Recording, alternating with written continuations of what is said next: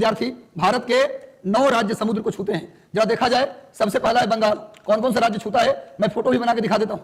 इसके बाद उड़ीसा, बंगाल के बाद उड़ीसा, उसके बाद आंध्र प्रदेश, उसके बाद आंध्र प्रदेश, उसके बाद तमिलनाडु, उसके बाद तमिलनाडु।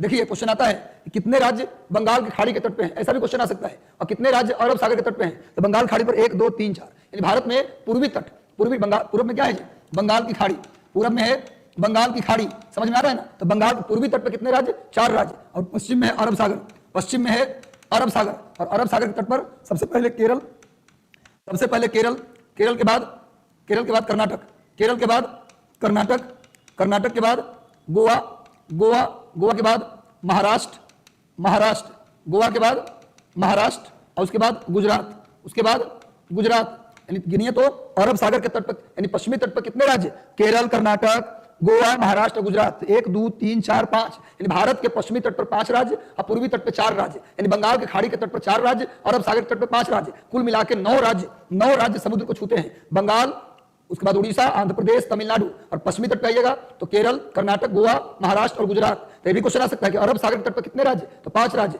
बंगाल के खाड़ी के तट पर कितने राज्य, 4 राज्य। उसी तरह पूछेगा पूर्वी तट पर कितने राज्य, पूरब में कितने राज्य, तो कितने भैया 4 राज्य, और पश्चिम में कितने राज्य, 5 राज्य। टोटल कितने राज्य, टोटल कितने राज्य, 9 राज्य। अब बताते हैं भारत में समुद्र तट की कुल लंबाई 7516.5 किलोमीटर। भारत में समुद्र तट की टोटल लंबाई कितनी है, 7516.5। भारत में समुद्री सीमा, क्वेश्चन आता है कि भारत में समुद्री सीमा की कुल लंबाई कहाँ है भैया, 7516.5 किलोमीटर समुद्री सीमा की कुल लंबाई। अब पूछा जाए भारत में स्थलीय सीमा, स्थलीय सीमा की कुल लंबाई, भारत में स्थलीय सीमा की कुल लंबाई, कुल लंबाई नोट कर लो 15,200 किलोमीटर। यानी भारत में समुद्री सीमा की लंबाई 7516.5 किलोमीटर, और स्थलीय सीमा, स्थलीय सीमा मतलब जहां समुद्र नहीं छूता, तो वहां की कुल लंबाई कितनी है, स्थलीय सीमा की कुल लंबाई कितनी है, तो 15,200 किलोमीटर।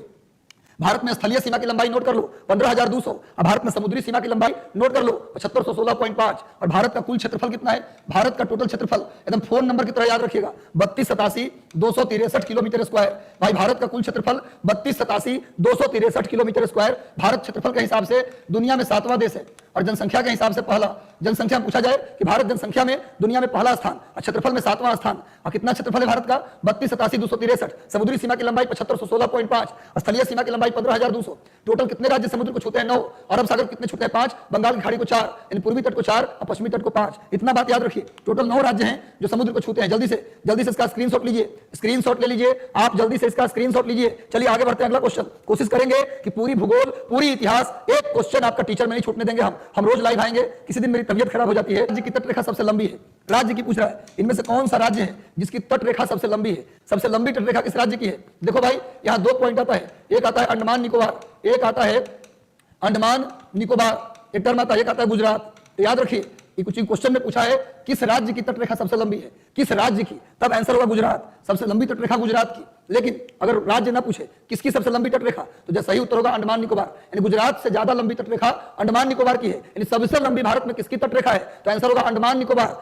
ये गुजरात से भी ज्यादा है। लेकिन अगर राज्यों में पूछे किसकी सबसे लंबी तटरेखा, स्टेट में पूछे, तो आंसर होगा गुजरात। क्लियर है ना, गुजरात की तटरेखा सबसे लंबी है राज्यों में। लेकिन अगर पूरे भारत में पूछे तो सबसे लंबी तटरेखा गुजरात से भी ज्यादा अंडमान और निकोबार की है। ठीक से याद कर लीजिए। चलिए, इसका सही उत्तर होगा गुजरात। क्योंकि राज्यों में पूछ रहा है तो उसका सही उत्तर गुजरात होगा। अब पूरे भारत में पूछे तो लिख लो अंडमान निकोबार। एक सवाल नहीं छूटना चाहिए गुरु। एक बार सेशन को शेयर कर दीजिए।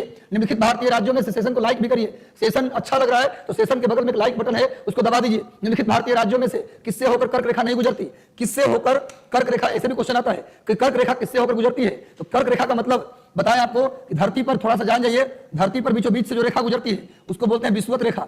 धरती पर जो बीचों बीच रेखा गुजरती है उसको बोलते हैं दोस्त इक्वेटर। उसे बोलते हैं इक्वेटर, यानी 0 डिग्री, उसे बोलते हैं इक्वेटर। लेकिन आपको बताएं कि 23.5 डिग्री नॉर्थ, 23.5 डिग्री नॉर्थ और 23.5 डिग्री साउथ, 23.5 डिग्री नॉर्थ को बोलते हैं, 23.5 डिग्री उत्तरी अक्षांश को बोलते हैं कर्क रेखा, यानी ट्रॉपिक ऑफ कैंसर, यानी ट्रॉपिक ऑफ कैंसर। कैंसर नीचे वाले को बोलते हैं मकर रेखा, नीचे वाले को बोलते हैं मकर। 23.5 डिग्री दक्षिण को बोलते हैं मकर रेखा, अंग्रेजी में बोलते हैं tropic of Capricorn, tropic of Capricorn. यानी 23.5 डिग्री उत्तर को कर्क रेखा और 23.5 डिग्री दक्षिण को मकर रेखा।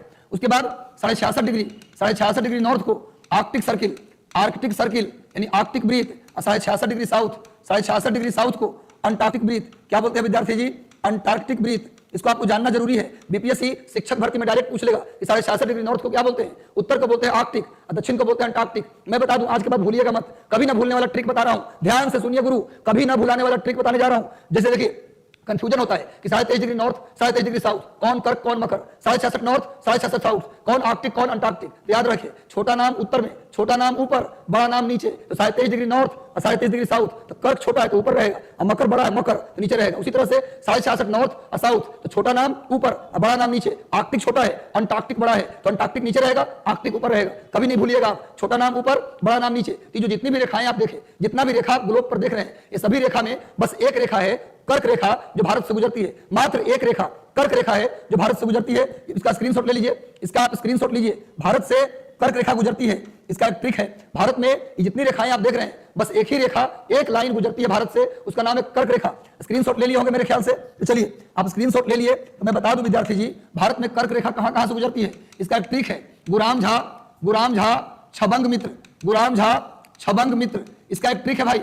गुराम एक झा जी हैं, बिहार में रहते हैं ना झा जी, तो कौन झा है, गुराम झा है। आपके कैसे मित्र हैं, छबंग मित्र हैं। तो याद रहेगा, गु से गुजरात, गु से गुजरात, रा से राजस्थान, रा से राजस्थान, म से मध्य प्रदेश, म से मध्य प्रदेश, झा से झारखंड, झा से झारखंड, छ से छत्तीसगढ़, छ से छत्तीसगढ़, और बंग से बंगाल, बंग से बंगाल, मी से मिजोरम, मी से मिजोरम, त्र से त्रिपुरा, त्र से त्रिपुरा, यानी यही 8 राज्य हैं। कर्क रेखा इन्हीं 8 राज्यों से जाती है। गुराम झा छबंग मित्र, आपके कैसे मित्र हैं, छबंग मित्र हैं। गु से गुजरात, रा से राजस्थान, म से मध्य प्रदेश, झा से झारखंड, छ से छत्तीसगढ़, बंग से बंगाल, मी से मिजोरम, त्री से त्रिपुरा। कितने भारत के 8 राज्यों से गुजरती है। एक क्वेश्चन और आ सकता है थोड़ा बदल करके कि भारत में नॉर्थ ईस्ट, आप जानते हैं ना, नॉर्थ ईस्ट में 7 राज्य है। इंडिया के नॉर्थ ईस्ट हिस्से में कितने राज्य, 7 राज्य, जिनको हम 7 सिस्टर कहते हैं। तो क्वेश्चन ये भी आ सकता है कि भारत के उत्तरी पूर्वी राज्यों में कितने राज्य से कर्क रेखा गुजरती है, तो 2 राज्य, मिजोरम और त्रिपुरा। भारत के उत्तरी पूर्वी राज्य में कितने राज्य से कर्क रेखा गुजरती है, तो 2 राज्य, मिजोरम और त्रिपुरा से खाली गुजरती है। उत्तर पूर्व में 7 राज्य हैं, जिनको 7 बहनों वाला राज्य 7 सिस्टर कहते हैं। तो 7 सिस्टर में मात्र मिजोरम और त्रिपुरा से कर्क रेखा गुजरती है। अब बाकी टोटल मिला ले तो 8 राज्य। क्वेश्चन अब क्या पूछ रहा है, इसका स्क्रीनशॉट ले लीजिए। राज्यों में किससे होकर कर्क रेखा नहीं गुजरती, तो उत्तर प्रदेश इसमें कहीं नहीं आया। इसका सही उत्तर क्या हो जाएगा, उत्तर प्रदेश। कर्क रेखा इनमें से उत्तर प्रदेश से नहीं जाती। बाकी जितने राज्य, इसका स्क्रीनशॉट ले लीजिए। टोटल कितने राज्य हो गए, 8 राज्य। पूछा जाए कर्क रेखा ट्रॉपिक ऑफ कैंसर यानी 23.5 डिग्री नॉर्थ कितने राज्यों से गुजरती है, 8 राज्य। और नॉर्थ ईस्ट में 2 राज्य, मिजोरम और त्रिपुरा। चलिए इसका जल्दी से आप स्क्रीनशॉट ले लीजिए ताकि दिक्कत ना हो। 4 नंबर सवाल पे हम लोग आते हैं। कौन सी अक्षांश रेखा भारत के मध्य से होकर गुजरती है, अभी बता दिया हूं। कौन सी रेखा है जो भारत को लगभग आधा आधा काटती है, कौन सी रेखा, अभी बोला हूं ना कि जो मेन 4 रेखा था उस समय, 4 रेखा हमने बताया। 5 रेखा कौन कौन, विषुवत रेखा, कर्क रेखा, मकर रेखा, आर्कटिक सर्किल, अंटार्कटिक सर्किल। बताइए इनमें से कौन सी रेखा भारत के बीच से गुजरती है, कौन सी रेखा इंडिया के बीच से गुजरती है, अभी बताया हूं। केवल कर्क रेखा, भारत से केवल कर्क रेखा गुजरती है, और कर्क रेखा होती है 23.5 डिग्री नॉर्थ। आपको बता दें कि धरती अपने एक्सिस पर भी कितना झुकी है, 23.5 डिग्री। धरती अपने एक्सिस पर भी घूमती है और अपने ऑर्बिट में भी चक्कर लगाती है। धरती अपने एक्सिस के साथ, लिख लो, धरती अपने अक्ष के साथ, धरती अपने अक्ष या एक्सिस के साथ कितने डिग्री का कोण बनाती है, 23.5 डिग्री। और धरती अपने कक्ष यानी ऑर्बिट के साथ धरती कितने डिग्री कोण बनाती है, 66.5 डिग्री। धरती अपने ऑर्बिट के साथ 66.5 डिग्री का कोण बनाती है, और धरती अपने एक्सिस के साथ 23.5 डिग्री कोण बनाती है। अक्ष पे धरती कितना झुकी है, 23.5 डिग्री, और कक्षा पर कितना झुकी है, 66.5 डिग्री। एकदम याद कर लीजिए भैया, धरती अपने अक्ष पर 23.5 डिग्री, धरती अपने कक्ष पर ऑर्बिट पर 66.5 डिग्री झुकी है। चलिए आगे आइए, नेक्स्ट आ जाओ भाई। कर्क रेखा भारत में, अभी तो बता ही दिया कितने राज्यों से गुजरती है, इसमें टाइम नहीं लेना है। कर्क रेखा भारत में 8 राज्यों से गुजरती है, 8 राज्यों से। आगे आइए, नेक्स्ट आ जाइए। निम्नलिखित में से किस राज्य से होकर, लो एक नया क्वेश्चन। अब बताओ, अभी ट्रिक देखे हो तुम लोग, अभी ट्रिक बताया हूं। पूछ रहा है, उसमें पूछा था कि किस राज्य से कर्क रेखा नहीं जाती, इसमें पूछ रहा है किस राज्य से गुजरती है। जल्दी बताओ। तेज नारायण चौधरी, विनीता, कंचन, स्वाति, प्रणव, चलिए रूपा। एक बार आज का सेशन जो नहीं, हर दिन आपका एक सेशन हम लेकर आएंगे, एकदम पावरफुल सेशन होगा, नॉलेजेबल सेशन होगा। हम कभी अपनी स्टाइल नहीं छोड़ते, हमारी स्टाइल है भैया, हम पढ़ाते हैं। खाली एक बहाना होता है क्वेश्चन, लेकिन साथ में हम पूरी चैप्टर खत्म करने में विश्वास रखते हैं। निम्नलिखित में से किस राज्य से होकर कर्क रेखा नहीं गुजरती, यहाँ भी नहीं, तो भैया अभी तक गुजरात से जाती है, राजस्थान से जाती है, बंगाल से जाती है, उड़ीसा से नहीं जाती। इसका उत्तर हो जाएगा उड़ीसा। कभी कभी ये वाला चीज देख लेना चाहिए, क्वेश्चन में आता है कौन है कौन नहीं है, यहाँ भी 2-4 प्रश्न हम गलती कर लेते हैं। तो देखो भाई, टीचर भर्ती का परीक्षा नेगेटिव मार्किंग होना है, ऐसे में हम गलती से भी गलती करेंगे तो बाद में नेगेटिव मार्किंग होगी और हमारा स्कोर नीचे आ जाएगा। इसलिए कभी भी भूल के भी जानने वाला सवाल को गलती नहीं करना है, ठीक से पढ़ के उत्तर देना है। आगे आ जाओ। भारत का वह कौन सा राज्य है जिससे होकर कर्क रेखा गुजरती है, जिससे होकर कौन सा राज्य है जहां से कर्क रेखा गुजरती है। आसान सवाल है, बताइए। ट्रिक में बताया, ट्रिक देख करके बताइए, और हमेशा मुस्कुराते रहिए। कहते हैं दुखी इंसान की तुलना में खुश रहने वाला, मुस्कुराने वाला इंसान के पास ज्यादा इफिशियंसी होती है, उसके सफल होने की संभावना ज्यादा होता है। जैसे भी रहिए, खुश रहिए और दबा के पढ़िए। जब बैठिए कम से कम 20 पेज, उससे पहले उठेंगे नहीं, क्योंकि जो तपता है वही सोना बनता है, वही सोना कुंदन बनता है, क्योंकि तपना पड़ता है, दबना पड़ता है। जब कोयला दबता है तो उसको हीरा बनकर निकलता है, और दबना पड़ेगा। अगर कोई आपको दबा रहा है, पीट रहा है, टॉर्चर कर रहा है, तो समझिए कि आपके लिए वो लाभकारी सिद्ध होने वाला है। घोड़ा किस राज्य से गुजरती है? तो आंसर हो जाएगा झारखंड। झारखंड से, बिहार से नहीं गुजरती, हिमाचल प्रदेश, जम्मू कश्मीर के तो सवाल पैदा नहीं होता। आगे आ जाओ, आगे आ जाओ गुरु। आपको बताया हूं कि अभी जैसे देखो, कई लोग हैं, भारत का सबसे दक्षिणी बिंदु इंदिरा पॉइंट है। इंदिरा पॉइंट भारत का सबसे दक्षिणी बिंदु इंदिरा पॉइंट है। यह भैया ग्रेट निकोबार में, किसमें भैया? ग्रेट निकोबार। लिख लीजिए, पूछता है परीक्षा में, कहां है भारत की सबसे दक्षिणी बिंदु इंदिरा पॉइंट? कहां है? ग्रेट निकोबार में है। और कितने डिग्री पे है? 6 डिग्री 4 मिनट। लिख लीजिएगा, इंदिरा पॉइंट की स्थिति 6 डिग्री 4 मिनट, 6 डिग्री 4 मिनट। और किसमें भैया? ग्रेट निकोबार। 2004 के सुनामी में इंदिरा पॉइंट खत्म हो गया था, जिसके कारण इसको दोबारा बनाया गया है। इंदिरा पॉइंट 2004 के सुनामी में गायब हो गया था, इंदिरा पॉइंट को आर्टिफिशियली फिर बनाया गया है। भारत की सबसे दक्षिणी बिंदु इंदिरा पॉइंट कितने डिग्री पर? 6 डिग्री 4 मिनट। और ये कहां है? ग्रेट निकोबार में। इंदिरा पॉइंट लिख लो भैया, ग्रेट निकोबार में, 6 डिग्री 4 मिनट लैटिट्यूड पे है। चलिए आगे आते हैं, नेक्स्ट अगला क्वेश्चन। भारत के वही क्वेश्चन है, सबसे दक्षिण में जो बिंदु है उसका नाम ही तो करिए लिए। नेक्स्ट आइए, चलिए नेक्स्ट आ जाओ, अगला क्वेश्चन। इंदिरा पॉइंट का अन्य नाम क्या है? अच्छा क्वेश्चन है। इंदिरा पॉइंट को किसी और नाम से भी जानते हैं, बताइए क्या नाम है इसका? पार्सन पॉइंट, लाहीचिंग या पिग्मेलियन पॉइंट? इनमें से सभी। जल्दी बताओ, इंदिरा पॉइंट का अन्य नाम क्या है? इंदिरा बताओ भैया, पॉइंट, लाहीचिंग या पिग्मेलियन पॉइंट? जल्दी बताओ, इंदिरा पॉइंट को और किस नाम से जानते हैं? विद्यार्थी जी, ये भी सही है, ये भी सही है और ये भी सही है। इंदिरा पॉइंट को और 3 नाम से जानते हैं। इसे पार्सन पॉइंट भी कहते हैं, इसी को लाहीचिंग भी कहते हैं, इसी को पिग्मेलियन पॉइंट भी कहते हैं। मतलब ये तीनों सही है, तो D is the right answer. याद कर लो, इंदिरा पॉइंट को हम कभी कभी ऑप्शन में इंदिरा पॉइंट गायब कर देगा। इंदिरा पॉइंट को पार्सन पॉइंट भी कहते हैं, लाहीचिंग। एकदम नोट कर लीजिए और याद कर लीजिए कि इंदिरा पॉइंट को इन नामों से जानते हैं, Parson point, Lahiching, Pygmalion point. Indira point को 3 नामों से जानते हैं। चलिए आगे बढ़ते हैं फटाफट। एक बार सेशन से जुड़ गए, मजा आ रहा है तो सेशन को लाइक कर देना है। एक बात याद रखिए, इंसान अगर चाह ले, ठान ले तो पहाड़ को भी झुका सकता है। खमठोक ठेलता है जब नर, पर्वत के जाते पांव उखड़, मानो जब जोर लगाता है पत्थर पानी बन जाता है। खुद ही पतवार बनो, खुद ही नाव बनो और आगे बढ़ो। छोड़ो दुनिया का चक्कर, कौन तुम्हारे साथ कौन नहीं साथ। याद रखो, तुम्हारे बारे में तुमसे बेहतर कोई नहीं जानता। अगर तुम्हें कोई बोलता है कि तुम नहीं कर सकते, इसका मतलब इंसान खुद ही जीवन में फेल रहा है। भारत में भूमध्य रेखा यानी विषुवत रेखा के सबसे निकट है, तो भैया जो भारत का सबसे दक्षिणी बिंदु होगा वही ना विषुवत रेखा के सबसे निकट होगा। भारत की सबसे दक्षिणी बिंदु कह रहा है कि इक्वेटर यानी 0 डिग्री के निकट भारत का कौन सा पॉइंट 0 डिग्री के सबसे निकट है? तो जो सबसे नीचे इंदिरा पॉइंट होगा, जो इंदिरा पॉइंट होगा जिसको हम लोग बोलते थे Lahiching, Indira point, Pygmalion point, Parson point, सब एक के बात है। तो भैया Parson point, Indira point, Pygmalion point Bharat की सबसे दक्षिणी बिंदु है। जो सबसे दक्षिण में होगा वही ना 0 डिग्री यानी विषुवत रेखा के नजदीक होगा। विषुवत रेखा किसको बोलते हैं? 0 डिग्री को। तो सबसे नीचे कौन है जी? इंदिरा पॉइंट। इसका सही उत्तर हो जाएगा इंदिरा पॉइंट। भारत में विषुवत रेखा के निकट सबसे निकट में कौन होगा जी? इंदिरा पॉइंट। आगे आ जाओ भाई, भूमध्य रेखा का मतलब विषुवत रेखा। भारतीय भूमि का सर्वाधिक उत्तरी भाग कौन है? बताइए, भारतीय जमीन में सबसे उत्तरी बिंदु पर कौन है? जल्दी बताओ। सबसे नॉर्थ में कौन है? Indira point, Parson point, Pygmalion point, Indira col. अरे तीनों सेम चीज है जी, अभी ना बोले हैं इंदिरा पॉइंट, वहीं पार्सन पॉइंट, उसी को पिग्मेलियन पॉइंट। ये तीनों तो एक ही बात है, ये तीनों में कोई अंतर तो है नहीं। भारत के सबसे दक्षिणी बिंदु इंदिरा पॉइंट का ही नाम है, पार्सन पॉइंट, पिग्मेलियन पॉइंट, ये सब इंदिरा पॉइंट का नाम है। तो पूछ रहा है भारत के, तो ऐसे भी उत्तर तुमको नहीं भी पता होता तो जिस तरह का ऑप्शन दिया है उसके अकॉर्डिंग आंसर हो जाता है इंदिरा कोहल। इंदिरा कोहल भारत के सबसे, बता देते हैं भाई तुमको बता देते हैं गुरु, आज के बाद मत भूलना, आज के बाद बिल्कुल नहीं भूलना है। भारत के उत्तरी, दक्षिणी, पूर्वी, पश्चिमी बिंदु हम यहां लिख देते हैं। भारत का उत्तरी, दक्षिणी, पूर्वी, पश्चिमी बिंदु हम अभी लिख देते हैं आप लोगों को। देखो भैया, भारत के सबसे उत्तरी बिंदु इंदिरा कोहल, यहां लिख देता हूं, फोटो खींच लेना। इंदिरा कोहल। भारत के सबसे दक्षिणी बिंदु इंदिरा पॉइंट, इंदिरा पॉइंट। भारत के सबसे दक्षिणी बिंदु इंदिरा पॉइंट। भारत के सबसे पश्चिमी बिंदु किबीथू। भारत के सबसे पश्चिमी बिंदु किबीथू, सॉरी, सबसे पश्चिमी बिंदु गहिरमथा या गौर मोती। सबसे पश्चिमी बिंदु गौर मोती और सबसे पूर्वी बिंदु किबीथू। सबसे पूर्वी बिंदु किबीथू। नोट कर लीजिए, भारत का सबसे उत्तरी बिंदु इंदिरा कोहल, दक्षिणी बिंदु इंदिरा पॉइंट, पश्चिमी बिंदु गौर मोती या गहिरमथा, गौर मोती गुजरात में, और सबसे पूर्वी बिंदु अरुणाचल प्रदेश का किबीथू। सबसे पूर्वी बिंदु अरुणाचल प्रदेश का किबीथू, सबसे पश्चिमी बिंदु गौर मोती, सबसे दक्षिणी बिंदु इंदिरा पॉइंट और सबसे उत्तरी बिंदु इंदिरा कोहल। चलिए इसका स्क्रीनशॉट ले लीजिए, इसका जल्दी से आप स्क्रीनशॉट ले लो, स्क्रीनशॉट। चलिए आगे बढ़ते हैं गुरु, आगे आ जाओ आगे।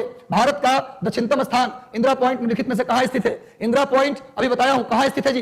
ग्रेट निकोबार में। क्योंकि ऑप्शन में ग्रेट निकोबार नहीं है इसलिए अंडमान निकोबार सही उत्तर होगा। अंडमान निकोबार में तो है ही, उसमें भी कहां है? उसमें भी है ग्रेट निकोबार में। इंदिरा पॉइंट ग्रेट निकोबार में है। ग्रेट निकोबार कितने डिग्री पर है? तो 6 डिग्री 4 मिनट, 6 डिग्री 4 मिनट। चलिए आगे आइए, नेक्स्ट आ जाओ गुरु, नेक्स्ट आ जाओ। भारत की मुख्य भूमि को रामेश्वरम द्वीप से कौन अलग करता है? जल्दी बताइए, भारत के मुख्य भूमि को, भारत का जो मेन लैंड है उसमें रामेश्वरम है, रामेश्वरम द्वीप से कौन अलग करता है? रामेश्वरम द्वीप जो है भारत का जो मेन जमीन है, मैं बता दूं आपको विद्यार्थी जी कि यहाँ पर रामेश्वरम द्वीप है। क्वेश्चन ये पूछ रहा है कि भारत का जो मुख्य भूमि है, भारत की मुख्य भूमि ये है और यहाँ पर रामेश्वरम द्वीप है, रामेश्वरम यहाँ पर द्वीप है। तो बताइए रामेश्वरम द्वीप और भारत के मुख्य भूमि के बीच क्या है?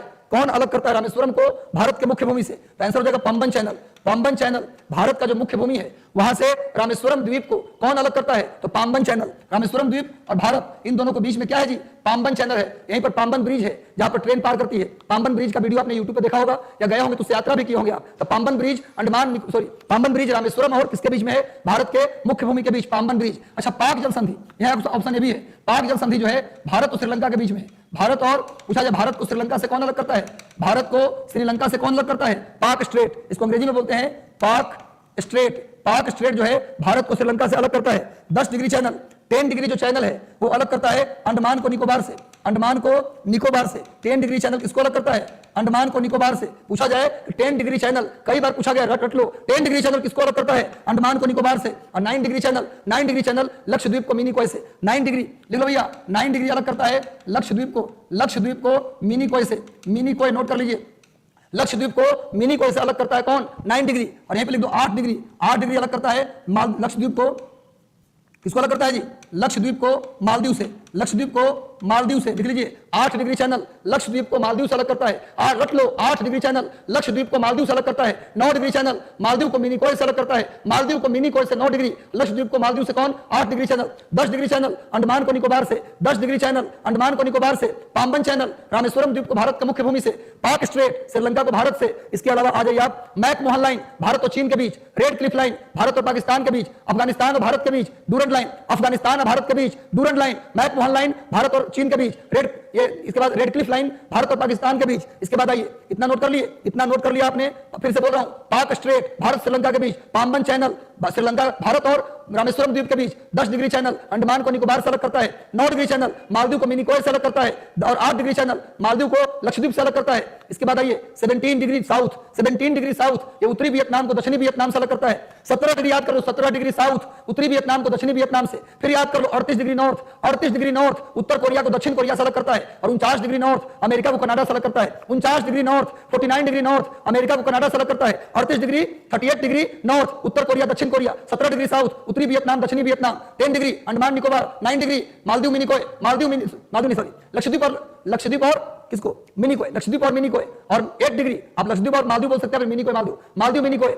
8 डिग्री मालदीव मिनी कोय, 8 डिग्री मालदीव मिनी कोय, 9 डिग्री लक्षद्वीप मिनी कोय, 10 डिग्री अंडमान निकोबार। पाम्बन चैनल रामेश्वरम द्वीप को भारत से और श्रीलंका और भारत के बीच पाक स्ट्रेट। श्रीलंका भारत के बीच पाक स्ट्रेट। इतनी बात याद रखिए तो याद रहेगा। तो श्रीलंका को रामेश्वरम द्वीप को मुख्य भूमि से कौन अलग करता है? पाम्बन चैनल। आगे आ जाओ, आदम का पुल, एडम ब्रिज किसके बीच है? आप जानते हैं भगवान श्री रामचंद्र जी ने जो पुल बनाया था उसे कुछ लोग एडम ब्रिज कहते हैं। आदम का पुल बताइए किसके बीच में है?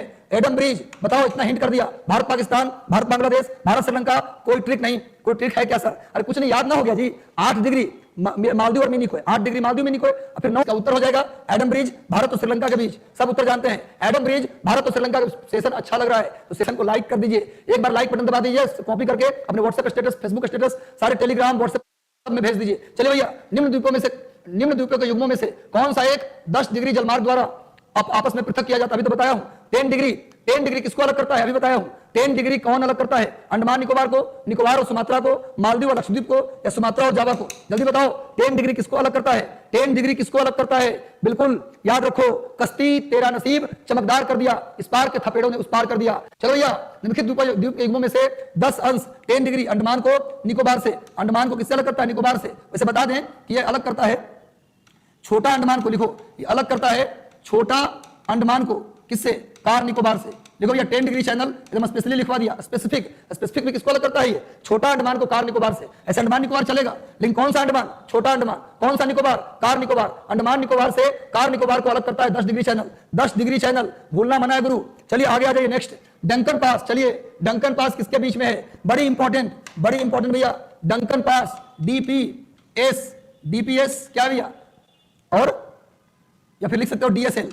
इसको ऐसे याद रखो, एक ट्रिक बता देता हूं। डंकन पास किसके बीच? तो याद रखो, डंकन पास एस और एल के बीच। एस और एल, एस का मतलब साउथ अंडमान, एल का मतलब लिटिल अंडमान। साउथ अंडमान माने दक्षिण अंडमान, लिटिल अंडमान मतलब छोटा अंडमान। DSL ट्रिक याद करना, DSL डंकन पास किसके बीच? तो डंकन पास एस और एल, यानी साउथ अंडमान को लिटिल अंडमान से अलग करता है, दक्षिणी अंडमान को छोटा अंडमान से अलग करता है। डी दक्षिण मतलब एस, और छोटा अंडमान मतलब लिटिल अंडमान, तो DSL याद हो जाएगा ना।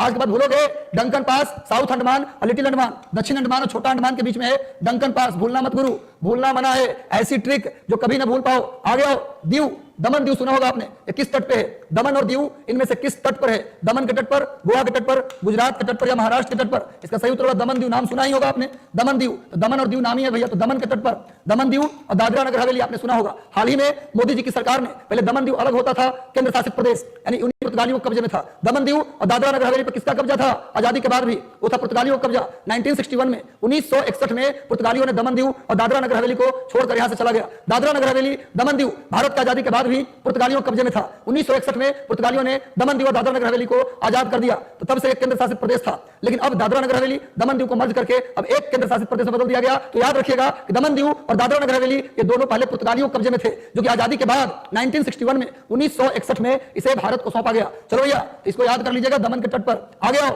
श्रीलंका को भारत से कौन अलग करता है? जल्दी बताओ, श्रीलंका को भारत से कौन अलग करता है? अभी बताया हूं, गलती हुआ तो कनपट्टी में लग जाएगा एक थप्पड़। श्रीलंका को भारत से अलग कौन करता है? ग्रेट चैनल, 8 डिग्री चैनल, पाक स्ट्रेट या 10 डिग्री चैनल, सब बता चुका हूं, सब बता चुका हूं। इसलिए टूटना नहीं, जुड़े रहना। एक बैठक में 20 पेज पढ़ने की ताकत रखो। तुम बोलोगे कि सर याद नहीं होता, 20 पेज पढ़ के क्या करेंगे? जो किताब आप पढ़ रहे हैं, मान लीजिए किताब इतनी मोटी है 400 पन्ने की, अगर उसका भारत से अलग करता है दो चीज, एक तो पाक स्ट्रेट अभी मैंने बताया है, और दूसरा ये भी लिख दीजिए, श्रीलंका को भारत से दो अलग करता है, मन्नार की खाड़ी। क्वेश्चन आता है कि श्रीलंका को भारत से कौन कौन अलग करता है? तो पाक स्ट्रेट और मन्नार की खाड़ी, ये दोनों अलग करता है। श्रीलंका को भारत से अलग करने वाला एक तो पाक स्ट्रेट है और दूसरा मन्नार की खाड़ी। ये भी नोट कर लेना, मन्नार की खाड़ी। 8 डिग्री चैनल मालदीव को मिनी कोय से अलग करता है, बताया हूं। 8 डिग्री मालदीव को मिनी कोय से अलग करता है। 9 डिग्री मालदीव को, 9 डिग्री लक्षद्वीप को मिनी कोय से। 8 डिग्री मालदीव को मिनी कोय से, 9 डिग्री लक्षद्वीप को मिनी कोय से, और 10 डिग्री अंडमान को निकोबार से, 17 डिग्री उत्तरी वियतनाम दक्षिणी वियतनाम को, 38 डिग्री उत्तर कोरिया दक्षिण कोरिया को, 49 डिग्री कनाडा और यूएसए को, उस तरह से 8 डिग्री मालदीव मिनी कोय को, और 10 डिग्री अंडमान निकोबार को। श्रीलंका को भारत से अलग करता है पाक स्ट्रेट और मन्नार की खाड़ी दोनों। भूलना मत, इतनी बार बोलता हूं, इसका वजह होता है सिर्फ आपको याद करा देना। आगे आओ, भारत तथा चीन के बीच सीमा रेखा क्या कहलाती है? हमने बताया कई बार इसको बताया। भारत तथा चीन के बीच सीमा रेखा Radcliffe, McMahon, Durand line या स्टेटफोर्ड लाइन। भैया भारत और चीन की सीमा रेखा मैकमोहन लाइन, मैकमोहन रेखा, जिसको मान्यता नहीं देता। मैकमोहन रेखा कब खींचा गया? 1914 में। नोट कर लीजिएगा, भारत चीन के बीच मैकमोहन लाइन 1914 में खींचा गया, जिसको लेकर भारत में कोई विवाद नहीं है, लेकिन चीन इस रेखा को मान्यता नहीं देता। वो बोलता है कि और अंदर जाके मेरा जमीन है। चीन तो बेईमान है, ये आप जानते करते हैं। जैसे धीरे धीरे किसान एक खेत को काट के दूसरे खेत में घुस जाता है, मेड़ को टेढ़ा कर देता है, आरी काट देता है, वैसे चीन भी धीरे धीरे कब जाते जाता है। तो मैकमोहन लाइन खींचा गया 1914 में भारत चीन के बीच। रेड क्लिफ लाइन 1947 में खींचा गया, किसके बीच? भारत और पाकिस्तान के बीच। भारत और पाकिस्तान के बीच मैकमोहन लाइन 1947 में खींचा गया। डूरंट लाइन ये भारत और अफगानिस्तान के बीच, भारत और अफगानिस्तान। विद्यार्थी जी, वर्तमान में पाकिस्तान ऑक्युपाइड कश्मीर से अलग करता है। डूरंट लाइन कहीं की किताब में मिलेगा, भारत पाकिस्तान, आपको किताब मिलेगा अफगानिस्तान पाकिस्तान के बीच। डूरंट लाइन आपको मिलेगा किताबों में अफगानिस्तान पाकिस्तान के बीच, लेकिन एक्चुअल में जो पाकिस्तान के कब्जे वाला कश्मीर है, कश्मीर पर अवैध कब्जा किया है, उससे लगता है डूरंट लाइन। इसलिए बोल सकते हैं भारत और अफगानिस्तान के बीच डूरंट लाइन। जब डूरंट लाइन खींचा गया था उस समय भारत का गवर्नर जनरल था लैंसडाउन। जब डूरंट लाइन खींचा गया तो भारत के वायसराय था लैंसडाउन। और जब मैकमोहन रेखा खींचा गया उस समय भारत के वायसराय था लॉर्ड हार्डिंग द्वितीय। और जब रेड क्लिफ लाइन खींचा गया उस समय भारत के वायसराय थे लॉर्ड माउंटबेटन के समय खींचा गया Radcliffe line. Lord Hardinge द्वितीय के समय खींचा गया मैकमोहन लाइन और डूरंट लाइन लैंसडाउन। एक सवाल नहीं छूटना चाहिए, सवाल छूटा तो गया जी। हर तरीके से बात हो रही है। चलो, भारतीय संविधान, अब आ गए हम लोग पॉलिटी के अंदर। भारतीय संविधान का अनुच्छेद 19 किससे संबंधित है? भाषण की स्वतंत्रता, जीने की स्वतंत्रता, धन से संबंधित या संविधान संशोधन से संबंधित या भाषा? बताइए, अनुच्छेद 19 इनमें से किससे संबंधित है? आप जानते हैं कि अनुच्छेद 19 एक का क या बोल सकते हैं ए। अनुच्छेद 19 1 का ए भाषण की स्वतंत्रता, इसी के अंदर आता है प्रेस की स्वतंत्रता, इसी के अंतर्गत आ जाता है प्रेस की स्वतंत्रता। नोट कर लीजिए, फ्रीडम ऑफ प्रेस। अनुच्छेद 19 1 के ए में प्रेस की स्वतंत्रता, फ्रीडम ऑफ प्रेस भी आता है। चलिए नेक्स्ट आ जाते हैं, अगले प्रश्न पे आते हैं। प्रेस की स्वतंत्रता 19 1 के ए में है। संसद में किस वर्ष 61वां संविधान संशोधन पारित हुआ? संसद में किस साल 61वां संविधान संशोधन पारित हुआ, जिसके तहत वोट देने की आयु को 21 से घटाकर 18 कर दिया गया? आपको पता है विद्यार्थी जी, पहले वोट देने की आयु था 21 साल, अब ना 18 साल है। 18 साल का जो व्यक्ति हो जाएगा उसको वोट देने को मिल जाता है, लेकिन पहले नियम था कि जो व्यक्ति कम से 21 साल का होगा वही वोट देगा। लेकिन 1989 में 1989 में श्री राजीव गांधी जी प्रधानमंत्री थे। 1989 में जब राजीव गांधी प्रधानमंत्री थे उसी समय 61वां संविधान संशोधन पारित किया गया, और इस संशोधन के तहत वोट देने की उम्र को 21 साल से घटाकर 18 साल कर दिया गया। वोट देने की आयु 21 साल से 18 साल कब किया गया? 1989 में। 1989 से पहले 21 साल का आदमी वोट डालने जाता था, अब हो गया 18 साल। कौन सा संशोधन? 61वां, याद कर लीजिए, 61st कॉन्स्टिट्यूशनल अमेंडमेंट, 61वां संविधान संशोधन में 1989 में उस समय प्रधानमंत्री थे राजीव गांधी, तब वोट देने की आयु को घटाकर 21 से 18 कर दिया गया। भारत में वोट देने का जो अधिकार है वो किस अनुच्छेद में भी लिख लीजिए, भारत में वोट देने का अधिकार, वोट देने का अधिकार, भारत में वोट देने का अधिकार विद्यार्थी जी किस अनुच्छेद में है? तो आर्टिकल 326, नोट कर लीजिए। अनुच्छेद 326 में वोट देने का अधिकार पूछा जाए तो अनुच्छेद 326 नोट कर लीजिए। वोट जो वोट देने जाते हैं ना, वोट देने जो जाते हैं वो आपका संवैधानिक अधिकार है। वोट देना एक संवैधानिक अधिकार है क्योंकि अनुच्छेद 326 में इसका वर्णन है। चलिए नेक्स्ट आ जाइए आगे। ब्रिटिश ने किस वर्ष भारत में संविधान सभा बनाने हेतु मांग को स्वीकृत किया? ब्रिटिश सरकार ने पहली बार कब, ब्रिटिश सरकार ने पहली बार कब भारत को एक संविधान सभा देने की बात कही कि भारत में एक संविधान सभा होगा और उसके द्वारा भारत का संविधान बनेगा, भारत में एक संविधान सभा होगा। हालांकि उस वर्ष इस बात को माना नहीं गया। आप जानते हैं 1946 में विद्यार्थी जी कैबिनेट मिशन आया था, 1946 में कैबिनेट मिशन आया और उसी मिशन के तहत भारत में संविधान सभा बना, भारत की अंतरिम सरकार बनी। इस सवाल कई बार आया है कि भारत की अंतरिम सरकार, एंट्रिम गवर्नमेंट और संविधान सभा किसके अकॉर्डिंग बना? तो भैया कैबिनेट मिशन के अकॉर्डिंग बना। और कैबिनेट मिशन कब आया? मार्च 1946 में। कैबिनेट मिशन ने रिपोर्ट कर दिया मई 1946 में। कैबिनेट मिशन की रिपोर्ट पर ही भारत में संविधान सभा बना और भारत में अंतरिम सरकार बनी। लेकिन पहली बार ब्रिटिश सरकार ने, अंग्रेजों ने ये कहा कि भारतीयों द्वारा गठित संविधान सभा ही भारत का संविधान बनाएगा। वो कब कहा गया? 1940 में लॉर्ड लिनलिथगो का प्रस्ताव, जिसे अगस्त प्रस्ताव कहते हैं। अगस्त प्रस्ताव लिखिए, पहली बार अगस्त प्रस्ताव लॉर्ड लिनलिथगो के द्वारा जारी अगस्त प्रस्ताव में ब्रिटिश सरकार ने स्वीकार किया कि भारत का संविधान उनके लोगों द्वारा बनाई जानी चाहिए, उनके द्वारा जो संविधान सभा बने उसके द्वारा बनाना चाहिए। यह बात पहली बार 1940 में जब वायसराय लॉर्ड लिनलिथगो था, लॉर्ड लिनलिथगो गवर्नर था, वायसराय था, उस समय अगस्त प्रस्ताव आया, इसी में पहली बार स्वीकार किया गया। तो पूछा जाए अगस्त प्रस्ताव कब आया? 1940 में। उस समय वायसराय कौन था? Lord Linlithgow. Lord Linlithgow. Bharat में अंतरिम सरकार, संविधान सभा किसके अकॉर्डिंग बना? Cabinet mission. कैबिनेट मिशन कब आया? 1946 में। कैबिनेट मिशन में कितने मेंबर थे? कैबिनेट मिशन में कितने मेंबर थे? तो 3, sir Patrick Lawrence, A B Alexander और Stanford Cripps. Stanford Cripps, A B Alexander, sir Stanford Cripps, A B Alexander और पैट्रिक लॉरेंस। कैबिनेट मिशन के 3 मेंबर थे। कैबिनेट मिशन की अध्यक्षता किसने की? क्वेश्चन आता है।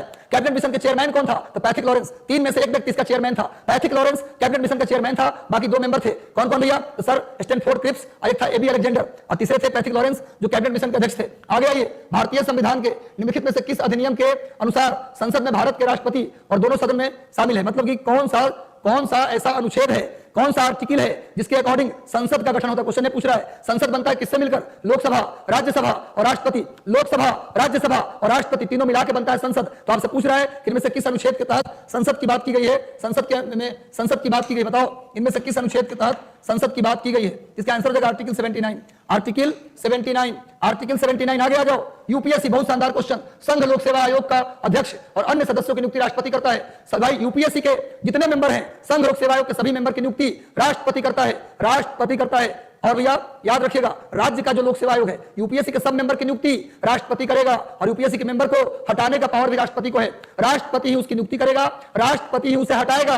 लेकिन राज्य का जो लोक सेवा आयोग है, जैसे बीपीएससी, यूपीपीसीएस, इनके मेंबर की नियुक्ति राज्यपाल करता है। लेकिन बहुत इंपॉर्टेंट बात यह है कि इनको हटाता राष्ट्रपति है। ध्यान रहे, यूपीएससी के सभी मेंबर की नियुक्ति और हटाना ये सब राष्ट्रपति करेगा। लेकिन राज्य का जो लोक सेवा आयोग है बीपीएससी, उसके मेंबर की नियुक्ति करेगा तो राज्यपाल, लेकिन हटा नहीं सकता राज्यपाल, हटाएगा राष्ट्रपति। याद कर लीजिएगा, राज्य के लोक सेवा आयोग के मेंबर की नियुक्ति राज्यपाल करेगा, लेकिन हटाएगा वो नहीं, हटाएगा राष्ट्रपति। लेकिन केंद्र में जो संघ लोक सेवा आयोग है यूपीएससी, उसके मेंबर की नियुक्ति भी और हटाएगा भी दोनों राष्ट्रपति। याद रखिए, यूपीएससी अनुच्छेद 315 में है। यूपीएससी की सभी बातें अनुच्छेद 315, यूपीएससी की सभी बातें अनुच्छेद 315। सेशन आपको अच्छा लग रहा है, मजा आ रहा है? एक बार लिखिए कि हाँ सर मजा आ रहा है। एक बार सेशन को लाइक भी कर दीजिए। आगे आ जाओ गुरु। भारत के राष्ट्रपति का चुनाव करने वाले कॉलेज में कौन शामिल होता है? माने किसके द्वारा भारत के राष्ट्रपति का चुनाव होता है? उसके इलेक्टोरल कॉलेज। जो लोग राष्ट्रपति के चुनाव में वोट डालते हैं उसको बोलते हैं इलेक्टोरल कॉलेज, निर्वाचक मंडल। राष्ट्रपति के निर्वाचक मंडल में कौन शामिल होता है? संसद का एक प्रमुख, गवर्नर, पूर्व राष्ट्रपति या संसद और राज्य विधानमंडल के निर्वाचित सदस्य। बताइए कौन शामिल होता है राष्ट्रपति के चुनाव में? अनुच्छेद 52, आर्टिकल 52 में लिखा है कि भारत का एक राष्ट्रपति होगा, भारत का राष्ट्रपति होगा। ये कौन अनुच्छेद में है? अनुच्छेद 52 पे राष्ट्रपति का पद ये लिया गया अमेरिका से। भारत में राष्ट्रपति, उपराष्ट्रपति का पद अमेरिका से लिया गया, पर कुछ अंतर है। भारत के राष्ट्रपति का कार्यकाल 5 साल, लेकिन अमेरिका के राष्ट्रपति का कार्यकाल 4 साल। भारत के राष्ट्रपति का कार्यकाल 5 साल, यहाँ के उपराष्ट्रपति का भी कार्यकाल 5 साल, लेकिन अमेरिका में राष्ट्रपति और उपराष्ट्रपति का कार्यकाल 4 साल। दूसरा अंतर, भारत में अगर राष्ट्रपति नहीं होता या कुछ हो जाता है तो राष्ट्रपति की जगह पर उपराष्ट्रपति को राष्ट्रपति बनाया जाएगा सिर्फ 6 महीने के लिए। उसके बाद 6 महीने के अंदर नियम है, यदि राष्ट्रपति का पद किसी कारण से खाली होता है तो 6 महीने के अंदर नया चुनाव करा के नया राष्ट्रपति की नियुक्ति की जाएगी। यानी उस 6 महीने के लिए उपराष्ट्रपति राष्ट्रपति का काम करेंगे, मात्र 6 महीने के लिए। पूरा चुनाव होगा, फिर से नया राष्ट्रपति आ जाएगा। अमेरिका में ऐसा नियम नहीं है। अमेरिका में यदि राष्ट्रपति का पद खाली होता है तो जब बाकी समय है उस पूरे समय के लिए उपराष्ट्रपति ही राष्ट्रपति का काम करने लगता है। एक अंतर है, लेकिन फिर भी भारत में राष्ट्रपति उपराष्ट्रपति का पद अमेरिका से लिया गया है। अंतर समझ में आया ना? तो भैया इसमें शामिल होते हैं संसद और राज्य विधानमंडल के निर्वाचित सदस्य, यानी संसद के, लोकसभा और राज्यसभा के सभी निर्वाचित। याद रखो, मनोनीत भाग नहीं लेते राष्ट्रपति के चुनाव में, मनोनीत भाग नहीं लेते। आप जानते हैं ना कि राज्यसभा में 12 लोगों को राष्ट्रपति मनोनीत करते हैं, 12 लोग, उनका चुनाव नहीं होता, उससे डायरेक्ट सांसद बन जाते हैं। तो मनोनीत लोग राष्ट्रपति के चुनाव में भाग नहीं लेते। लोकसभा और राज्यसभा के सभी निर्वाचित केवल भाग लेते हैं। इसके अलावा जितने भी राज्य के विधानसभा है उनके भी केवल निर्वाचित, क्योंकि आप जानते हैं कि प्रत्येक राज्य के विधानसभा में एक एंग्लो इंडियन की नियुक्ति राज्यपाल करते हैं। प्रत्येक राज्य के विधानसभा में बिना चुनाव लड़े एक आदमी को विधायक बना दिया जाता है। कौन बनाता है? राज्यपाल। राज्यपाल एक व्यक्ति को जो एंग्लो इंडियन समुदाय से आता है, एंग्लो इंडियन का मतलब ऐसा अंग्रेज जो इंडिया में बस गया, ऐसा अंग्रेज जो यहां से गया नहीं, इंडिया में रह गया, उसको बोलते हैं एंग्लो इंडियन। तो एंग्लो इंडियन को हर विधानसभा में एक व्यक्ति की नियुक्ति राज्यपाल करेंगे। हर एंग्लो मतलब अनुच्छेद 332 के तहत, अनुच्छेद 333 के तहत, अनुच्छेद लिख लीजिए, अनुच्छेद 333 के अनुसार प्रत्येक राज्य के, अनुच्छेद 333 के अनुसार प्रत्येक राज्य के विधानसभा में एक एंग्लो इंडियन की नियुक्ति की जाती है।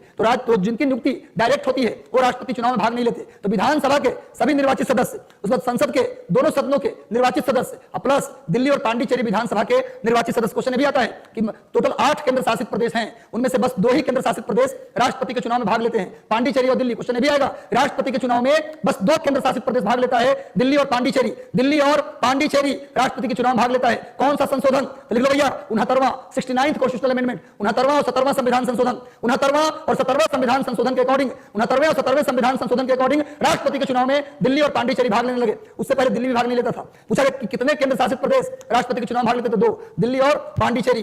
किस अनुच्छेद के तहत प्रत्येक राज्य के विधानसभा में एक एंग्लो इंडियन की नियुक्ति की जाती है? 333। आगे आ जाओ। राष्ट्रपति और उपराष्ट्रपति का पद ना हो, करेगी राष्ट्रपति का पद खाली हो और उपराष्ट्रपतियों महोदय गायब हो तो कौन व्यक्ति है जो राष्ट्रपति का काम करेगा? अगर राष्ट्रपति भी ना हो, उपराष्ट्रपति भी ना हो, तो इनमें से कौन व्यक्ति राष्ट्रपति का काम करेगा? जल्दी बताओ गुरु, जल्दी। अनीता कुमारी सी भी न रहे, राष्ट्रपति के न रहने पर उपराष्ट्रपति राष्ट्रपति का काम करेगा, यानी पर राष्ट्रपतियों और उपराष्ट्रपति भी गायब हो तो सुप्रीम कोर्ट के मुख्य न्यायाधीश, भारत के मुख्य न्यायाधीश यानी CJI, chief justice of India, यानी सुप्रीम कोर्ट का जो जस्टिस होगा वो व्यक्ति इसका काम करेगा। आपके पॉलिटिकल टीचर ने पढ़ाया होगा, अनुच्छेद 65 के तहत है कि राष्ट्रपति न रहे तो उपराष्ट्रपति राष्ट्रपति का काम करेगा, अनुच्छेद 65 के तहत। लेकिन याद रखो, अनुच्छेद 70 अनुच्छेद 70 कहता है कि जब उपराष्ट्रपति भी न रहे तो भारत का जो मुख्य न्यायाधीश है, सुप्रीम कोर्ट का चीफ जस्टिस, वो व्यक्ति राष्ट्रपति काम करेगा। अगर राष्ट्रपति न रहे तो उपराष्ट्रपति उनके जगह काम करेगा, अनुच्छेद 65। और उपराष्ट्रपति भी न रहे अब मुख्य न्यायाधीश उनके जगह पर काम करेगा, तो आंसर होगा अनुच्छेद 70। अनुच्छेद 70 में CJI यानी chief justice of India, Bharat का मुख्य न्यायाधीश, सुप्रीम कोर्ट का मुख्य न्यायाधीश, अनुच्छेद 70 के तहत राष्ट्रपति का काम करेगा। और भारत का उपराष्ट्रपति अनुच्छेद 65 के तहत राष्ट्रपति का काम करेगा। भारत में अभी तक एक बार ऐसा हुआ है जब उपराष्ट्रपति भी नहीं थे, राष्ट्रपति भी नहीं थे, तो राष्ट्रपति का काम सुप्रीम कोर्ट के मुख्य न्यायाधीश मोहम्मद हिदायतुल्लाह लिख लीजिए, भारत के एकमात्र CJI जो भारत के राष्ट्रपति के रूप में काम किए हैं। देखिए, न्यायमूर्ति अहमद हिदायतुल्लाह एकमात्र सुप्रीम कोर्ट के चीफ जस्टिस है जो राष्ट्रपति के रूप में काम किए हैं। अब सुनिए, भारत के एकमात्र राष्ट्रपति जो 2 बार राष्ट्रपति के रूप में काम किए, डॉक्टर राजेंद्र प्रसाद। भारत के एकमात्र राष्ट्रपति जो 2 कार्यकाल के लिए लगातार राष्ट्रपति चुने गए, डॉक्टर राजेंद्र प्रसाद को भारत का पहला राष्ट्रपति किसने चुना? संसद ने नहीं चुना, संविधान सभा ने चुना। भारत के पहले राष्ट्रपति के रूप में डॉक्टर राजेंद्र प्रसाद को किसने चुना? लिख लो, संविधान सभा ने चुना था, क्योंकि दोस्त उस जमाने में संसद नहीं था, संसद का काम संविधान सभा देख रही थी। तो संविधान सभा के द्वारा 24 जनवरी डेट याद कर लो, 24 जनवरी 1950 को डॉक्टर राजेंद्र प्रसाद को भारत का पहला राष्ट्रपति चुना गया और लगातार 2 बार भारत के राष्ट्रपति रहे। इसके बाद भारत के एकमात्र राष्ट्रपति जिनका कार्यकाल के दौरान निधन हो गया, भारत का एकमात्र राष्ट्रपति जिनका कार्यकाल के दौरान निधन हो गया, वो व्यक्ति थे जाकिर हुसैन का कार्यकाल के दौरान निधन हो गया। भारत के पहले मुस्लिम राष्ट्रपति जाकिर हुसैन, कार्यकाल के दौरान मरने वाले राष्ट्रपति जाकिर हुसैन, भारत के एकमात्र राष्ट्रपति जो निर्विरोध चुने गए, क्योंकि उस समय ने नामांकन किया तो उसमें नीलम संजीव रेड्डी थे, तो नीलम संजीव रेड्डी भी थे, लेकिन सबने अपना नाम वापस ले लिया। किसी का पर्चा रद्द हो गया तो किसी ने नाम वापस ले लिया, तो किसी का पर्चा बचा ही नहीं। इसीलिए एकमात्र ऐसे राष्ट्रपति जो निर्विरोध चुने गए नीलम संजीव रेड्डी आंध्र प्रदेश के थे और संविधान सभा में उनका चुनाव आंध्र प्रदेश से हुआ था। तो भैया नीलम संजीव रेड्डी पहले राष्ट्रपति थे जो निर्विरोध चुने गए, हालांकि उनके खिलाफ बहुत लोग खड़े हुए थे, इन सबका पेपर रद्द हो गया या अकेले बच गए तो जीत गए। तो पहले राष्ट्रपति जो निर्विरोध चुने गए कहां के थे? आंध्र प्रदेश के थे नीलम संजीव रेड्डी। और संविधान सभा जब बना था ना तो उसमें कहां से चुन के गए थे? आंध्र प्रदेश से। आगे आइए, भारत के एकमात्र राष्ट्रपति, एकमात्र बोलिए, भारत के पहले दलित राष्ट्रपति, भारत के पहले दलित राष्ट्रपति के आर नारायणन, भारत के पहले दलित राष्ट्रपति के आर नारायणन। राज्य सीमाओं के पुनर्गठन के लिए फजल अली आयोग बनाया गया। राज्यों के पुनर्गठन, जब देश आजाद हुआ तो सभी राज्यों को गठित करने के लिए 1948 में एक आयोग, 1948 में एक आयोग बना, 1948 में इसका नाम था धर आयोग, राज्यों के पुनर्गठन के लिए पहला आयोग। उसके बाद 1948 में ही जब बात नहीं बनी तो बना जेवीपी आयोग, जेबीपी आयोग। जेबीपी का मतलब J for Jawaharlal Nehru, B for Vallabh bhai Patel, P for Pattabhi Sitaramayya, ये तीनों ने मिलकर एक आयोग बनाया, इसलिए नाम पड़ गया जेबीपी आयोग। राज्यों के पुनर्गठन के लिए 1948 में बना दो आयोग, 1948 में बना पहला धर आयोग और दूसरा जेबीपी आयोग, और 1953 में 1953 में फाइनली बना फजल अली आयोग। फजल अली आयोग यही पूछ रहा है गुरु, स्क्रीनशॉट ले लीजिएगा। भारत में राज्य का जो पुनर्गठन किया गया, उस आयोग का गठन कब किया गया था? 1953 में। राज्यों का पुनर्गठन बना तो 3 आयोग, लेकिन किसके अनुसार? 3 आयोग बना राज्य के पुनर्गठन के लिए, पर पूछेगा किसके अनुसार भारत में राज्यों का पुनर्गठन किया गया? तो 1953 में बना फजल अली आयोग। राज्य पुनर्गठन जो आयोग बना, इसके अध्यक्ष कौन थे? फजल अली, इसलिए इसका नाम पड़ा फजल अली आयोग। आयोग कब बना? 1953 में। इसी के सलाह पर 1956 में, इसी आयोग के सलाह पर 1956 में पहली बार इंडिया में 14 राज्य बना, 6 केंद्र शासित प्रदेश बना। क्वेश्चन आ जाए कि भारत में राज्यों का गठन किस आयोग की सिफारिश पर किया गया? तो फजल अली आयोग 1953। शुरुआत में कितने राज्य बने? 6 केंद्र शासित प्रदेश, 14 राज्य बने और 6 केंद्र शासित प्रदेश बने। हमारे राष्ट्र के समक्ष लोगों की आशाओं आकांक्षाओं के साथ आदर्शों का भी वर्णन किया गया है। बताइए, लोगों की आशा आकांक्षा आदर्श इनमें से कहां वर्णित है? मौलिक कर्तव्य में, प्रस्तावना में, समवर्ती सूची में, राज्य सूची में। लोगों की आकांक्षा, आशा, इच्छा, आकांक्षा, साथ साथ उनके आदर्श, आइडियोलॉजी की वर्णन की गई है, किया गया है मौलिक कर्तव्य में, प्रस्तावना में, समवर्ती सूची में या राज्य सूची में। जल्दी बताओ गुरु, किसमें किया गया? प्रस्तावना। भारत के संविधान की आत्मा है प्रस्तावना। क्वेश्चन आया कि भारत के संविधान की आत्मा किसे कहते हैं? तो प्रस्तावना को। अगर ऐसे पूछ ले कि भीमराव अंबेडकर के अनुसार भारतीय संविधान की आत्मा किसे बोलते हैं, तब क्या बोलिएगा? भीमराव अंबेडकर के अनुसार भारतीय संविधान की आत्मा हम बोलते हैं अनुच्छेद 32 को। अनुच्छेद 32 संवैधानिक उपचारों का अधिकार, राइट टू कॉन्स्टिट्यूशनल रिमेडीज को, यानी संवैधानिक उपचारों का अधिकार, अनुच्छेद 32 को कहते हैं भारतीय संविधान की आत्मा। अकॉर्डिंग टू पूछे भीमराव अंबेडकर के अनुसार लगा दे तब होगा, अगर भीमराव अंबेडकर न लगाए ऐसे ही पूछे भारतीय संविधान की आत्मा बताइए, तब आंसर होगा प्रस्तावना। भारतीय संविधान की आत्मा प्रस्तावना, लेकिन भीमराव अंबेडकर के अनुसार पूछे अनुच्छेद 32। एकदम याद कर लीजिएगा, बात मैंने बता दी। आगे आ जाओ गुरु, नेक्स्ट मानवाधिकार दिवस कब मनाते हैं दुनिया में? इसको लेकर के 1948 में, 1948 में मानवाधिकार संगठन, आप जानते हैं United nation human right commission कब लिया? 10 दिसंबर 1948 को। इसीलिए 10 दिसंबर को मनाते हैं मानवाधिकार दिवस। कब निर्णय लिया? 1948 में। कब निर्णय लिया? 48। कौन लिया? आगे आ जाओ, से क्या लोकतांत्रिक स्थिति का अनुकूल नहीं है? इनमें से क्या लोकतांत्रिक स्थिति का अनुकूल नहीं है? बता के लिए जनता का शासन हो, उसके लिए क्या इनमें गलत है? गणतंत्र, बिल्कुल जनता के शासन को रिपब्लिक मजबूत करता है। समाजवाद मतलब आम जनता की भी फिक्र करनी है। राजतंत्र, इनमें क्या है? इसका 2 आंसर होगा, राजतंत्र भी होगा, तानाशाही भी होगा। ये दोनों पब्लिक वेलफेयर राजतंत्र होता है, राजा तंत्र, राजतंत्र है ना तो तानाशाही है। इसका आंसर अगर अंतर्गत किसी भी व्यक्ति को जिसे गिरफ्तार किया गया मजिस्ट्रेट के सामने कितने घंटे के अंदर पेश करना होता है?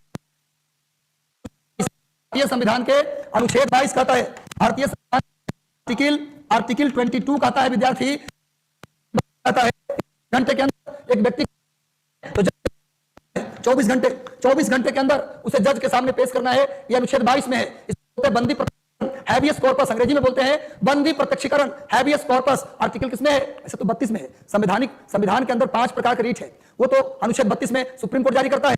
रीट पूछा जाए, रीट कौन जारी करता है?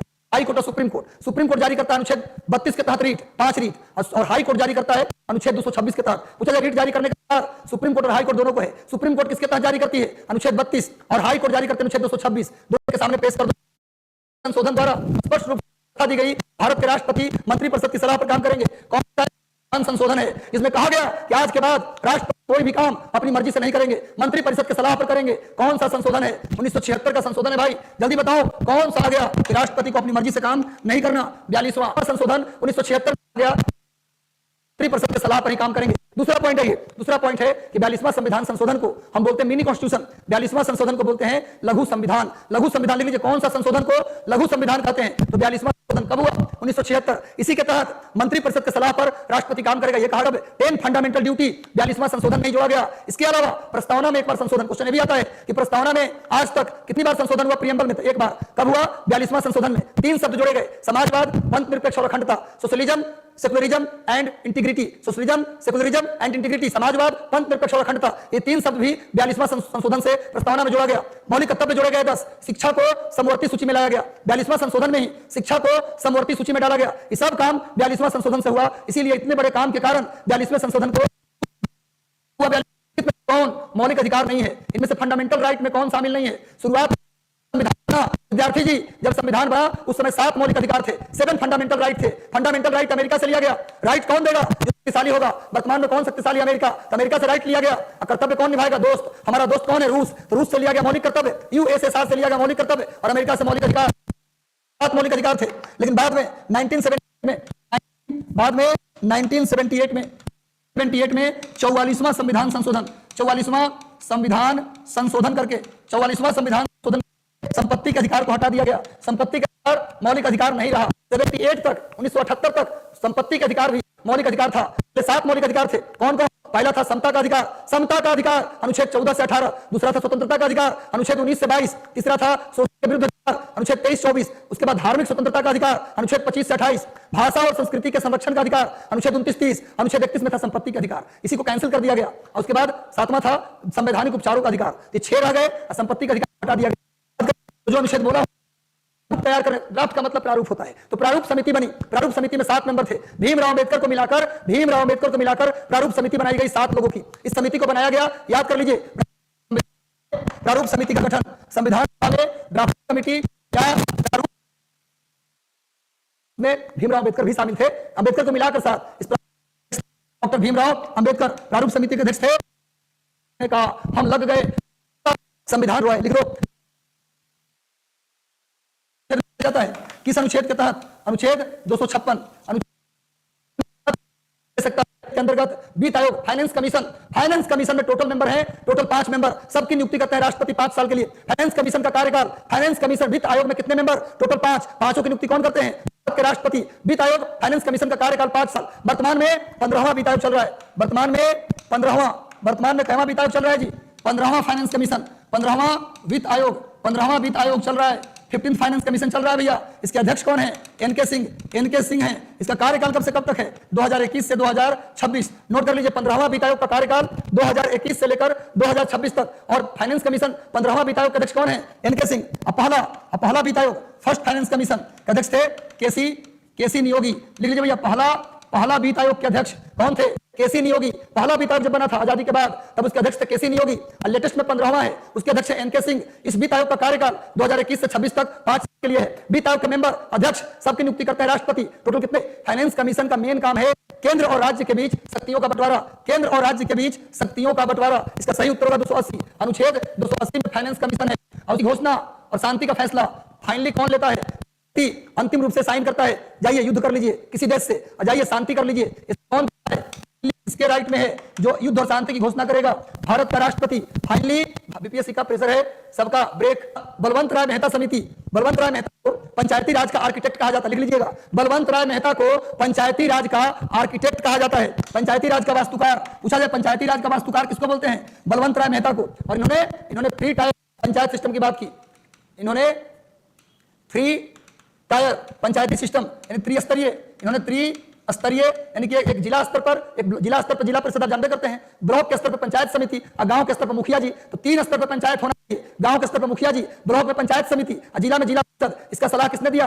बलवंत मेहता समिति। यानी बलवंत राय मेहता समिति पंचायती राज से जुड़ा हुआ समिति। पूछा जाए कि पंचायती राज से जुड़ी हुई पहली समिति का नाम बताइए। बलवंत राय मेहता समिति कब बना था? 1957 में पंडित नेहरू के समय 1957 में बलवंत राय मेहता समिति बनी। इस समिति ने कहा कि त्रिस्तरीय पंचायत होनी चाहिए। दूसरी समिति बनी 1977-78 में, उसका नाम था अशोक मेहता समिति। उसने 2 स्तरीय पंचायत की बात की, गांव में मुखिया, जिला में जिला परिषद, ब्लॉक लेवल पे नहीं। तो क्वेश्चन आता है कि 2 स्तरीय पंचायत की बात किसने की, 2 टायर पंचायत की बात किसने की, तो अशोक मेहता समिति। याद कर लो, कई बार पूछा बीपीएससी ने, 2 टायर पंचायत अशोक मेहता समिति और 3 टायर पंचायत बलवंत राय मेहता समिति। अब बलवंत राय मेहता को पंचायती राज का वास्तुकार कहते हैं, पंचायती राज का आर्किटेक्ट कहते हैं। त्रिस्तरीय बलवंत राय मेहता, 2 स्तरीय अशोक मेहता, और पंचायती राज का वास्तुकार बोलते हैं बलवंत राय मेहता को। और एक चीज और याद कर लीजिए भाई, एक चीज और याद कर लीजिए, पंचायती राज में कितने विषय, 29 विषय। पंचायती राज में कितने विषय, 29। नगर निगम में 18। पंचायती राज किस अनुसूची में, तो 11वीं अनुसूची। पंचायती राज के लिए कौन सा अनुसूची, 11वीं अनुसूची। और पंचायती राज के लिए कौन सा भाग, तो 2 भाग, संविधान में भाग 4 और भाग 9,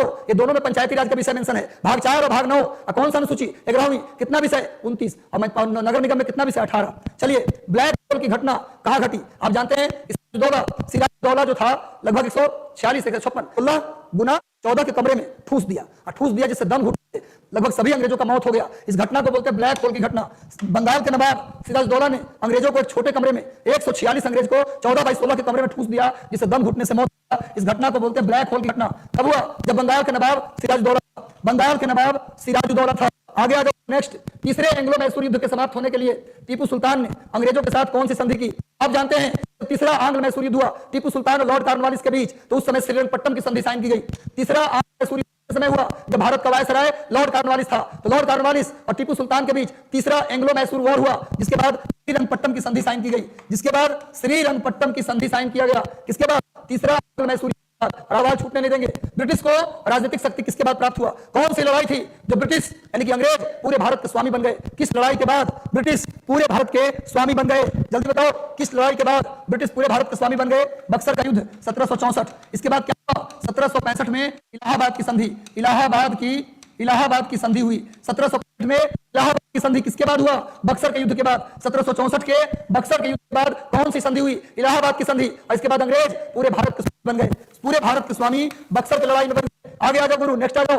लिखित में किस माध्यम से लॉर्ड डलहौजी ने अवध को ब्रिटिश साम्राज्य में मिला लिया, अवध को किस नीति से डलहौजी ने मिलाया। डलहौजी हड़प नीति अपनाया था। उसमें था कि जिस राजा के कोई संतान नहीं, उसके मरने के बाद उसकी पूरी राज्य अंग्रेजों की हो जाएगी। लेकिन अवध के नवाब का बेटा था, नवाब वजीद अली शाह का एक पुत्र था बिरजीस कादिर। अंतिम नवाब, अवध के अंतिम नवाब वजीद अली शाह, उनका एक बेटा था बिरजीस कादिर, वो उनका अपना बेटा था। लेकिन अवध एक फ्रूटफुल राज्य था, वहां से बहुत ज्यादा रेवेन्यू आता था, ऐसे में अवध को छोड़ा नहीं जा सकता। इसलिए डलहौजी ने कहा इसका तो बाल बच्चा है, इसको कैसे हड़पें, तो कहा भैया इसको कुशासन का, बैड गवर्नेंस का आरोप लगा देते हैं। तो बैड गवर्नेंस का आरोप लगा के अवध को हड़प लिया। क्वेश्चन आता है कि अवध को कुप्रशासन या कुशासन का आरोप लगा के अवध को कुशासन का आरोप लगाकर हड़प लिया गया।